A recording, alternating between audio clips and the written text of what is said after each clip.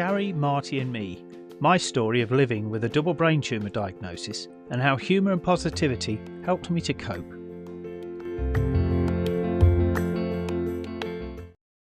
Episode 2. My first neurosurgeon meeting. Well, now it feels real. I'm fortunate in that hospitals don't scare me. In fact, they're familiar ground, as although I've never been a health worker, I met my wife Andrea when I was just 20. It was just as she finished her last year at the Leicester Royal Infirmary School of Radiography, so for our entire time together, apart from when our children were babies, she's worked in the NHS as a radiographer. Back in the early 1980s, hospital security and access were much more relaxed than in these days of COVID-19 and terrorism. Due to this, I was able to have the opportunity to keep Andrea company on lonely night shifts. I even spent a Christmas Eve night shift with her, sitting in the High Wycombe General Hospital X-ray department. I became quite proficient at reloading film cartridges, and I clearly remember watching the dawn break on Christmas morning through the window of the X-ray department, listening to the gentle hum of the film processors. On one occasion that sticks with me was when one day after work I was sitting in the film processing room at the Leicester Royal Infirmary waiting for Andrea to finish work. I was a smartly dressed, fresh-faced young salesman sitting with my open briefcase on my knee doing some paperwork. When into the room came two equally fresh-faced young doctors who stuck an X-ray image of someone's leg up on a light box and began debating if it was broken. I guess that because of the way I was dressed and the fact that I was sitting there, they thought that I was another junior doctor, so they turned to me and asked if I agreed that it was indeed broken. For reasons that I still cannot explain, instead of saying, "Oh no, I'm not a doctor," I just blurted out, yes. The only time that I've been in hospital myself, at least before my tumour treatment, was after returning from New Zealand in 2017. On my first day back at work, I was taken ill with what I later found out were called rigours, with my teeth banging together and uncontrollable shivering. The first doctor that I saw was quite dismissive until discovering that on our way back from New Zealand, we'd had a 16-hour stopover in China. Very suddenly, I found myself in Coventry Hospital in strict isolation. At first it was believed that I had bird flu, very nasty, later recategorised as rickettsial disease, very rare, and finally identified as cellulitis, very treatable. For a couple of days, very few people were able to visit, but eventually quarantine was eased, although fortunately I was allowed to keep my cushy private room. Once I started to feel better, I started to get regular visits from my consultant, who was accompanied by some student doctors. Apparently having patients with a tropical disease who feel well enough to talk was unusual, so she recruited me to help to train these student doctors by letting them question me about my illness, but I was not to offer any information that they did not specifically ask for. They would then make a diagnosis. I spent a happy afternoon with them.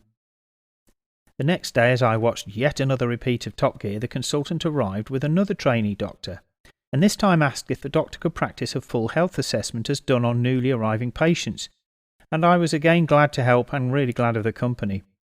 I was so happy with the care that I received at Coventry Hospital that I left a big tin of chocolates on the nurse station as a small token of appreciation, and the experience cemented my respect for the NHS nursing staff. So what about my time in hospital with my tumours?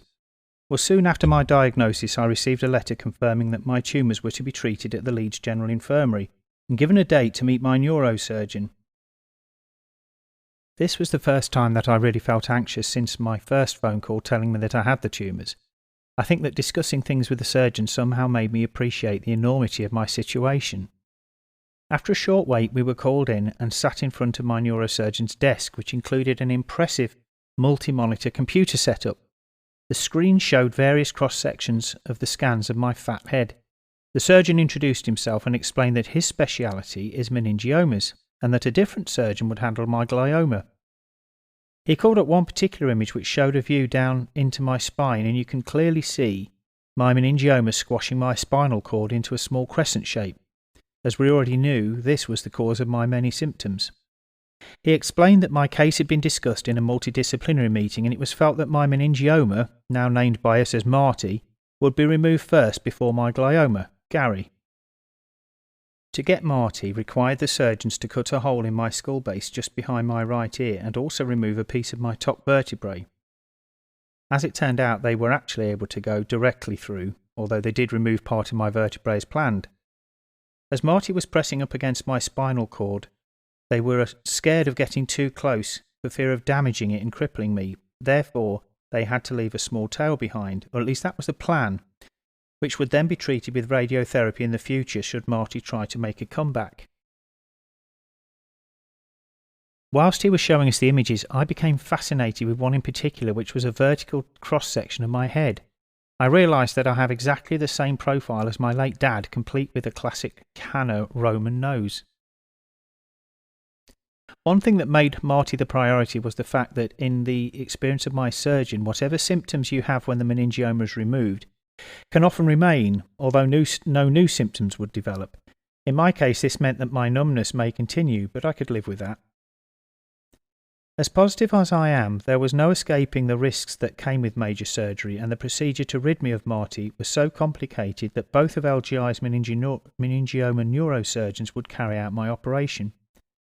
Any operation carries the risk of complications that could have killed me, but despite all of this, I was as keen as ever to get started, and as it had to happen, so the sooner the better.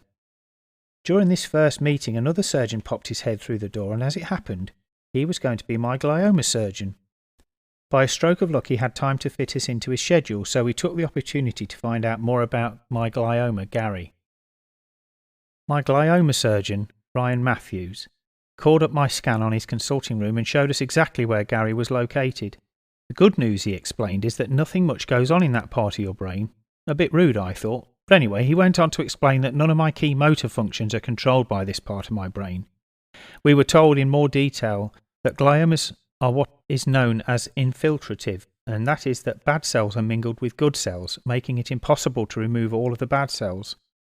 This presented a challenge, as all glioma cells could eventually turn nasty. He used the analogy of having 10 bad Smarties. The surgery would aim to remove as many as possible. He said that in all probability these remaining bad cells will behave themselves for many years, although they will get me in the end if nothing else does.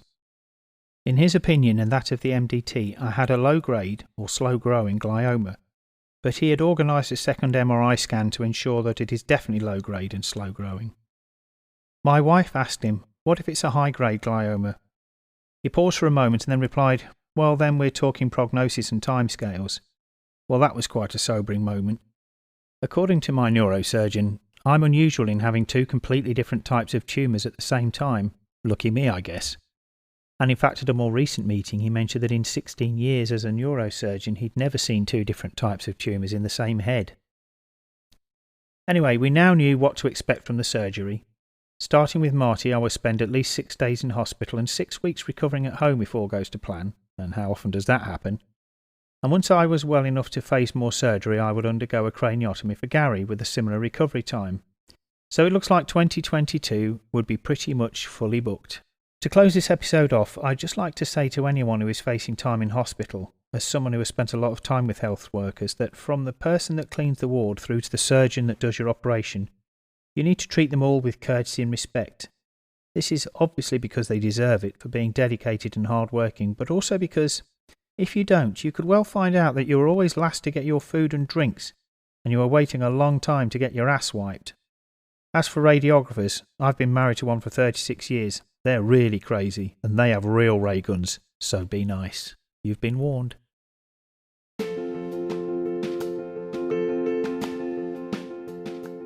By the way, like me, over 12,000 people each year in the UK and an estimated 300,000 worldwide suddenly discover that they have a brain tumour, and from the moment that they receive that news, their lives will never be the same again. This podcast has been created to try and raise funds for the Brain Tumour Charity, who've been a big support to my family and I. As well as offering support to individuals and families, they fund life-saving research in the hope of ending the harm done by brain tumours.